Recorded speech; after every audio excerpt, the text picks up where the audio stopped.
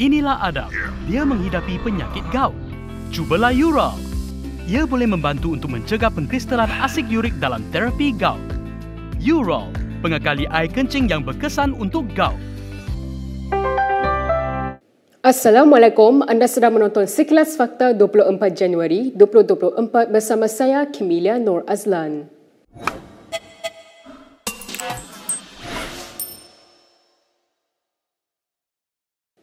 SPRM telah mendapat keizinan daripada Jabatan Peguam Negara untuk mendakwa bekas Menteri Keuangan Daim Zainuddin di Mahkamah di bawah Akta SPRM sejak minggu lalu. Bagaimanapun, Ketua Pesuruhjaya SPRM Azam Baki berkata mereka masih belum dapat meneruskan pendakwaan kerana Daim berada di hospital atas sebab kesihatan yang tidak dinyatakan. Bercakap kepada Malaysia Kini, Azam meluahkan kekecewaannya terhadap doktor yang merawat Daim yang didakwa tidak berterus terang dengan pegawai penyiasat SPRM mengenai mengapa bekas menteri itu dianggap tidak mampu untuk hadir di mahkamah. Menurut Azam, Daim dijangka berdepan dengan sekurang-kurangnya satu pertuduhan kerana gagal mengisytiharkan beberapa hartanah yang dimiliki bersama isterinya. Katanya lagi, pilihan terakhir buat SPRM adalah membawa seorang hakim ke hospital yang menempatkan Daim supaya pertuduhan dapat dibacakan. Semalam, isteri bekas Menteri Kewangan itu, Naimah Abdul Khalid, didakwa di Mahkamah Seksyen Kuala Lumpur atas tuduhan gagal mematuhi notis SPRM untuk mendedahkan asetnya. Naimah didakwa mengikut Seksyen 36/2 Akta SPRM 2009 dan boleh dipenjara sehingga 5 tahun dan didenda sehingga RM100,000 jika didapati bersalah.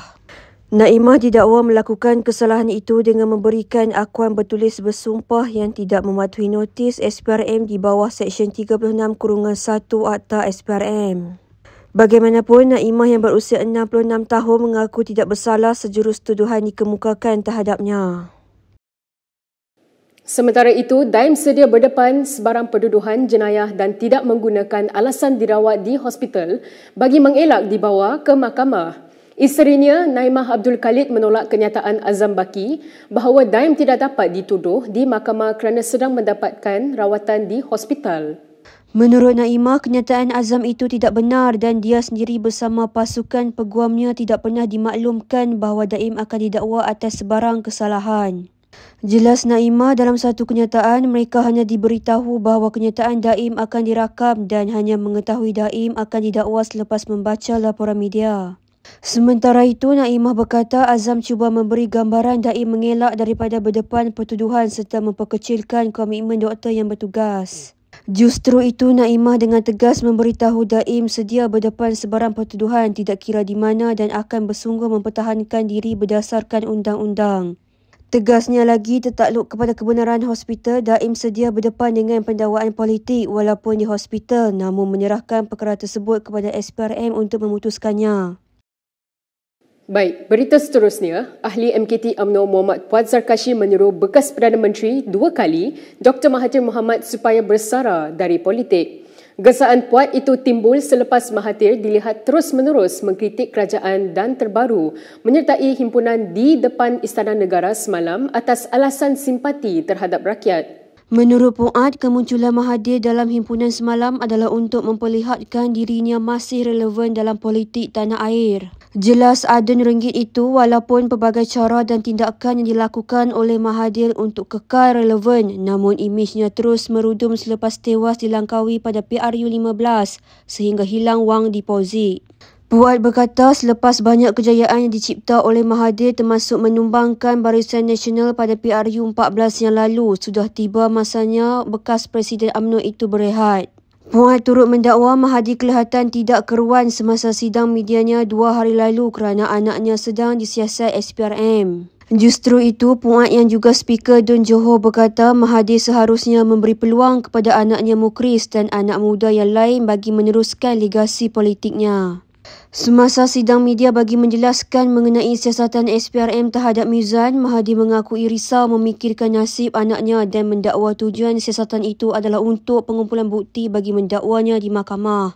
Mahathir turut mencabar Perdana Menteri Anwar Ibrahim untuk mengadakan pilihan raya bagi melihat sokongan rakyat dan mengujinya sebagai Perdana Menteri. Mahathir berkata dia memenangi 5 PRU dengan majoriti 2/3 yang membuktikan sokongan rakyat terhadapnya sebagai Perdana Menteri dari 1981 hingga 2003. Jurucakap Kerajaan Fahmi Fadzil hari ini menggesa semua pihak untuk tidak lagi melayan Mahathir dan menyifatkan bekas Perdana Menteri itu sebagai lapar perhatian. Ia susulan dakwaan Mahathir semalam bahawa semakin ramai orang Melayu bunuh diri, malah ada yang membunuh ibu bapa, ekoran peningkatan kos sara hidup. I don't know where he gets his data from. Mungkin daripada dia pakai ilmu lain kot. Ya. Jadi sukar untuk saya jawab soalan ini secara factual. Ilmu apa yang beliau pakai, tapi saya rasa he is an attention seeker pada waktu ini, so I don't think we have to layan so much anymore. Kita hormat beliau dan kita beri beliau ruang di the twilight years, in his twilight years. Just give him some space. Mungkin dia merasakan dirinya tertekan. Dalam perkembangan lain, Dr. Mahathir Mohamad tidak layak untuk bercakap tentang membalas budi khususnya terhadap Perdana Menteri Anwar Ibrahim. Setiausaha politik Anwar, Azman Abidin mendakwa bekas Perdana Menteri itu telah pun merancang plot terhadap Anwar seawal minggu pertama susulan penubuhan kerajaan PH pada Mei 2018. Azman membangkitkan cerita di mana selepas PH berjaya menubuhkan kerajaan, Ketua Parti diberikan mandat untuk menentukan calon menteri dan Mahathir selaku Perdana Menteri ketika itu akan menentukan portfolio. Namun menurut Azman, ketika Mahathir mengumumkan senarai menteri, 4 pemimpin PKR yang dilantik sebenarnya tidak dicalonkan oleh Presiden PKR ketika itu, Wan Azizah Wan Ibrahim. Justeru itu, Azman berkata Mahathir telah mengkhianati dan merancangkan plot terhadap Anwar dengan melantik pemimpin PKR yang tidak sehaluan dengannya. Terdahulu, Mahathir menganggap Anwar tidak mengenang budi kepadanya dan bekas Menteri Keuangan Daim Zainuddin yang telah membantu berkempen ketika PRK Port Dickson pada 2018. Azman bagaimanapun tidak mendedahkan nama 4 pemimpin yang tidak dicalonkan oleh Wan Azizah itu. Pada 2018, PKR mendapat 7 Menteri Kabinet termasuk Wan Azizah dilantik sebagai Timbalan Perdana Menteri merangkap Menteri Pembangunan Wanita, Keluarga dan Masyarakat. Antara lain ialah Muhammad Azmin Ali, Menteri Ekonomi, Zuraida Kamarudin, Menteri Perumahan dan Kerajaan Tempatan, Saifuddin Nasution, Menteri Perdagangan, Dalam Negeri dan Hal Ehwal Pengguna, Saifuddin Abdullah, Menteri Luar Negeri, Baru Bian, Menteri Kerja Raya dan Dr. Xavier Jayakumar, Menteri Air, Tanah dan Sumber Asli. Kemudian pada Februari 2020, Azmin, Saifuddin Abdullah, Zuraida dan Barubian mengumumkan keluar dari PKR menerusi langkah syaitan mengakibatkan kerajaan PH tumbang selepas mentadbir selama 22 bulan. Barubian tidak menyertai kerajaan PN di bawah Perdana Menteri Muhyiddin Yassin pada 2020, sebaliknya menyertai Parti Sarawak Bersatu, PSB, yang merupakan parti pembangkang. Sementara itu, Xavier pada Mei 2021 mengumumkan keluar PKR dan menyokong PN selepas terpalit dengan dakwaan rasuah. Polis menafikan kenyataan Dr. Mahathir Mohamad yang mendakwa dirinya seolah-olah dilayan seperti penjenayah selepas lebih 10 kali disoal siasat sejak beberapa tahun lalu. Ketua Polis Negara Razarudin Hussain berkata dakwaan dibuat bekas Perdana Menteri itu tidak benar sama sekali. Berikutan, polis hanya menjalankan tugas. Berkaitan dengan Tun Mahathir dan kita semalam kita telah mengambil percakapan yang hormat Tun Mahathir Mohamad dan siasatan kita teruskan dalam masa 3-4 hari mungkin siasatan akan dirujuk ke pihak AGC selepas siasatan kita selesai. Tuduhan Tun Mahathir yang dilakukan dia dilakukan sebagai seorang penjenayah. Mana dia mendakwa dia dilakukan seorang penjenayah dan saya pula pada pihak kita meneruskan siasatan dan dikatakan sebagai penjenayah ini adalah siasatan polis. Siasatan polis ni kita perlu lengkapkan siasatan kita. Kalau kita tidak melengkapkan siasatan kita, maksudnya kita seolah-olah berat sebelah pula. Jadi apabila kita mengambil percakapan, juga kita ambil percakapan di kiamat, kita mengambil percakapan pun di tempat yang sesuai, yang betul mohon. Jadi kita perlu. Mahathir dalam sidang media semalam mendakwa diperlakukan seperti penjenayah kerana telah disoal siasat lebih daripada 10 kali sejak beberapa tahun lepas berikutan kenyataan dikeluarkannya.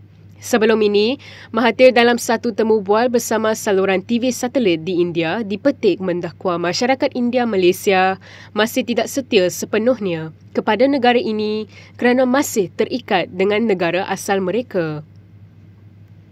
Dalam pada itu, Ahli Parlimen Tanjung Karang Zulkaf Peri Hanapi menjadi Wakil Rakyat Pembangkang terbaru yang mengisytiharkan sokongan kepada Perdana Menteri Anwar Ibrahim.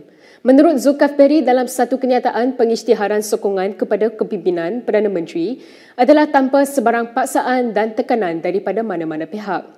Jelasnya lagi, ia dilakukan dengan sepenuh hati untuk kepentingan penduduk Tanjung Karang bagi memastikan nasib dan pembangunan penduduk di Parlimen diwakilinya terus terbela. Justru itu, Zulkaf Peri menyatakan sokongan kepada dasar dan inisiatif kerajaan madani yang mengutamakan kebajikan, pembangunan, ekonomi dan kepentingan rakyat sehingga PRU akan datang. Bagaimanapun, Zulkaf Peri menegaskan pada masa sama dia masih setia kepada Partinya Bersatu dan tidak akan mengkhianati parti tersebut. Peralihan sokongan oleh Zulkaf Peri menjadi persoalan kerana umum mengetahui dia merupakan pengkritik utama kepada Anwar dan kerajaan. Pada 9 Januari lalu, ahli parlimen tersebut telah memuat naik sebuah video yang mengkritik pentadbiran Anwar dengan menimbulkan keadaan ekonomi yang semakin teruk dan kos sara hidup yang kian melambung tinggi.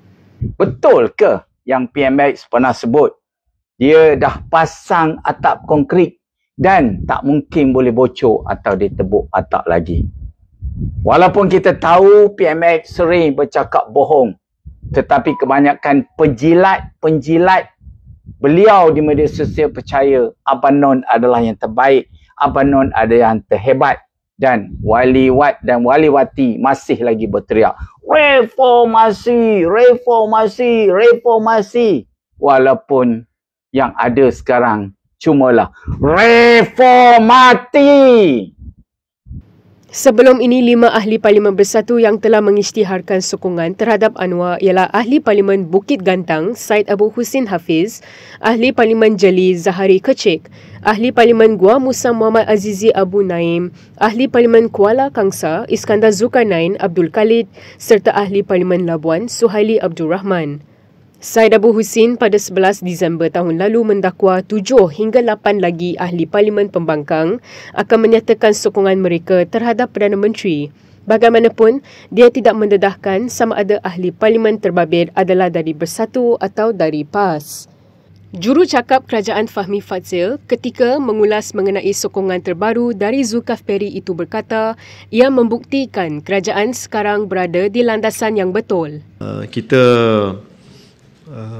terima baik keputusan ini dan membuktikan bahawa kerajaan yang ada pada hari ini adalah kerajaan yang diberi kepercayaan oleh pelbagai pihak dan rata-rata yang diulang oleh beberapa tokoh ataupun kumpulan bahawa kerajaan ini sifatnya akan tumbang ataupun tidak, jauh berbeza daripada realiti. Jadi apa yang disebut oleh Yang Berhormat Bukit Gantang mungkin ada kebenarannya, tapi kita tunggu.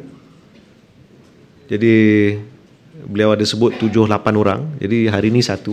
Jadi saya terima baik pengumuman tersebut, tapi yang penting adalah kita perlu buktikan kepada rakyat bahawa kerajaan ini mampu menyelesaikan masalah dan inilah yang menjadi fokus kerajaan. Kita tidak berhasrat untuk menarik sokongan, tapi kalau sokongan itu datang, kita tak, ia adalah bukti bahawa kerajaan ini berada di landasan yang betul.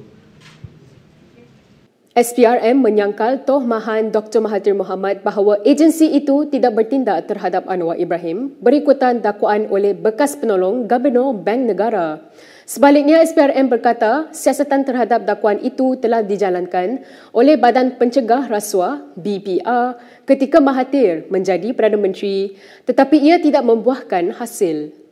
SPRM dalam satu kenyataan hari ini berkata BPR telah membuka 6 kertas siasatan terhadap Anwar selepas bekas penolong Gubernur Bank Negara Abdul Murad Khalid membuat akuan berkanun SD pada Oktober 1999 dengan mendakwa Anwar mempunyai kira-kira 3 bilion ringgit dalam 20 akaun peribadi yang berasingan. Abdul Murad juga mendakwa dia telah menguruskan pemindahan kira-kira 120 juta ringgit ke akaun tersebut. SPRM berkata siasatan BPR terhadap dakwaan itu adalah menyeluruh dan mendapat bantuan daripada Bank Negara serta pihak berkuasa di UK dan Singapura. Bagaimanapun, menurut SPRM, hasil siasatan menunjukkan tiada sebarang kes terhadap Anwar. Mahathir meletak jawatan sebagai Perdana Menteri pada 2003. Bekas ahli Parlimen Langkawi itu membangkitkan kembali mengenai dakwaan Abdul Murad sambil menyoal mengapa Anwar tidak disiasat kerana rasuah. Untuk rekod, Abdul Murad dilaporkan telah menarik balik SD yang dibuatnya dan menuduh BPR memaksa dia menandatangani dokumen tersebut. Berikut beberapa lagi ringkasan berita untuk hari ini.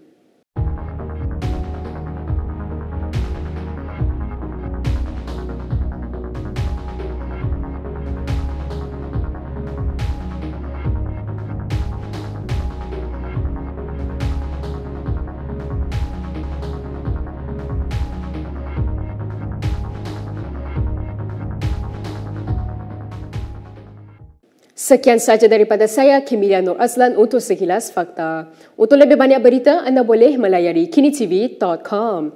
Anda juga boleh mengikuti kami di Instagram, Twitter, YouTube dan Facebook. Salam hormat dan jumpa lagi.